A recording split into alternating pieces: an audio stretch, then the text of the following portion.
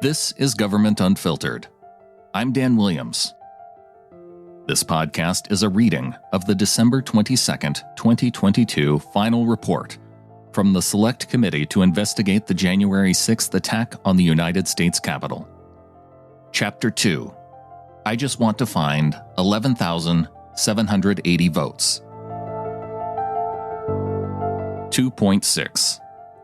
The final outreach to state legislators. The efforts to overturn the election through state legislatures continued throughout the final 2 weeks before the joint session of Congress on January 6th. Based on actual events and documents obtained by the Select Committee, President Trump's campaign team, outside advisors, and motivated volunteers generally acted in accord with what was written down in a strategic communications plan when engaging with and sometimes demonizing state officials. Activities that occurred thereafter were in accord with the plan. The plan was explained in a document that was presented to the White House. The plan contemplated pressuring Republican legislators, both in Congress and in 6 key swing states. The document itself purports to be the product of the Giuliani Presidential Legal Defense Team, and declared that we have 10 days to execute this plan and certify President Trump. Carrick told the Select Committee that pieces of the plan had been in place for some period of time before the document was actually created, and that he thought the catalyst for actually memorializing the plan was the approaching deadline of January 6th. In fact, the 10-day plan to help certify President Trump had been the subject of continual discussions for 6 weeks, and was being discussed every day at some point prior to the 10 days that we're talking about, so it was a continuous thing that went on. Ultimately, the Giuliani team shared the strategic communications plan and urged its implementation. Carrick sent the plan to Mark Meadows via email on December 28th with this note, in part, "There is only one thing that's going to move the needle and force the legislators to do what they're constitutionally obligated to do, and that is apply pressure. We can do all the investigations we want later, but if the president plans on winning, it's the legislators that have to be moved, and this will do just that. We're just running out of time." Neither Giuliani nor Carrick told the Select Committee that they recalled officially implementing the plan, and Giuliani said that he thought Meadows even rejected it. But there is no doubt that President Trump's team took certain actions consistent with it.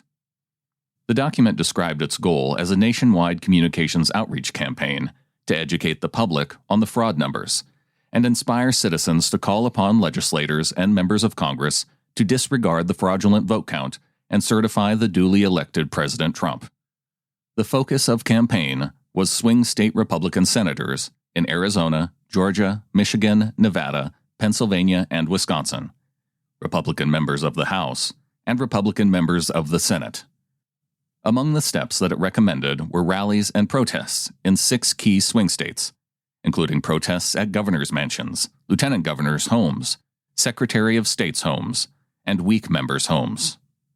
Although the plan did not mention specific individuals by name, an apparently related document produced to the Select Committee by Giuliani did, naming state legislative leaders as targets, under a header of key target state points, including Arizona House Speaker Rusty Bowers, Arizona Senate President Karen Fann, incorrectly described as the state Senate's majority leader, Georgia House Speaker David Ralston, Georgia Senate Majority Leader Mike Dugan, Georgia Senate President pro tempore Butch Miller as a possible backup, Michigan House Speaker Lee Chatfield, Michigan Senate Majority Leader Mike Shirkey, Pennsylvania House Speaker Brian Cutler, Pennsylvania House Majority Leader Kerry Benninghoff, Pennsylvania Senate President pro tempore Jake Corman, Pennsylvania Senate Majority Leader Kim Ward, Wisconsin State Assembly Speaker Robin Vos, and Wisconsin Senate Majority Leader Scott Fitzgerald. Consistent with these proposals, Giuliani appeared as a guest on Steve Bannon's podcast on New Year's Eve and told him that we have a weak element to our party, a cowardly element, and now I think every Republican knows, maybe this is worse, this election was stolen. Now the question is, can they live up to their oath of office? We gotta start working on the leadership. Giuliani also described President Trump's objective in this effort. For the president, the way forward is really, it's in the hands of the leaders of those legislatures and the members of Congress. And what our people can do is let them know what they think, and that they're not going to get away with pushing this aside, that the consequences of turning your back on a massive voter fraud are going to be dire for them. And historically, these people are going to become enemies of the country. A key component of this plan was to call out Republican officials who rejected President Trump and his team's efforts or claims of fraud. Carrick and numerous other members of the campaign's legal team did just that. On December 27th, Carrick suggested that Senator Pat Toomey, Republican, Pennsylvania, was corrupt and said that for any Pennsylvania official to certify their vote, it's malfeasance and criminal. That was entirely consistent with Carrick's past tweets about the election, one of which apparently called public officials who betrayed President Trump spineless, disloyal maggots. It wasn't just rhetoric, however, because as described below, people showed up outside certain officials' homes, sometimes menacingly, and of course showed up at the Capitol on January 6th. The pressure in those final days did not stop with the types of activities outlined in the Strategic Communications Plan. January 2, 2021, was a busy day for a Saturday at the Trump White House. That was the day President Trump called on Georgia Secretary of State Raffensperger to find enough votes for victory in Georgia, and participated in a call with Lindsey Graham and members of the Freedom Caucus to plan for the joint session on January 6th. It was also the day that the president joined in a virtual briefing for nearly 300 Republican legislators from swing states. The event was hosted by a short-lived organization called Got Freedom that listed Jenna Ellis among its leadership team and included Giuliani, John Eastman, and Peter Navarro as its program's featured speakers.